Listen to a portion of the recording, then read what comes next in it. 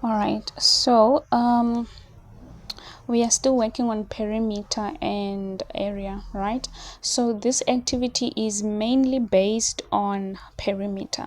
Okay, so now you know what perimeter is and you know how to find perimeter, right? And how you calculate perimeter. Now in this section we are going to find the unknown side of a rectangle given its perimeter and a side.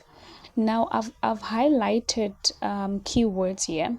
So the first word is find. So you must find the unknown side. What is the unknown side? The side that is not labeled. Of a rectangle, you can see we have a rectangle given its perimeter. All right, so they have given us the total perimeter. The total perimeter is 30 meters.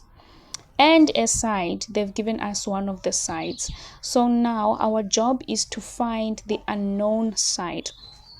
Just a quick reminder of what perimeter is. Remember, perimeter is the total length of the sides of a shape. And when we spoke about perimeter yesterday, we spoke about fencing, to say if you wanted to fence your yard, you would first have to check how long your yard is before you even buy your fence, right? So that means now you have to measure how long the yard is. That is perimeter. So when they say they have given us perimeter, is that they have given us the length of the side. They are now telling us that the sides altogether are 30 meters long and one of the sides is 10 meters. Now we must find the missing side. Okay, so I have two methods here that I want to show you. The first one, although it may look long, but it provides simplified explanations, right? So you know that your total perimeter is 30 meters. What does this mean? This means that your yard is 30 meters long. And number two, you know that when you measure, or when you add perimeter, you add your length plus breadth plus length plus breadth, or you add all of the sides, because sometimes you have more than two lengths or more than two breadths, right? Some shapes are really complex, like the shapes we did yesterday. Some shapes have more lengths and breadths, right? But you have to add all of the sides. So now, since you have this information, you know your total and you know that you need to add your length and breadth. Just a reminder, your length is the longer side and your breadth is the shorter side. So in this case, that means we are finding the breadth. Okay, coming back to this method. So you're gonna say perimeter is 10. Why am I saying 10? Because they've already given you this side. They say this side is 10 meters. So if this length is 10 meters, that means that length is also 10 meters, right? Because this length and that length are equal. So this is 10 meters and this is also 10 meters. Okay, so now we have the length. We have 10 plus the unknown side plus the 10 plus the unknown side.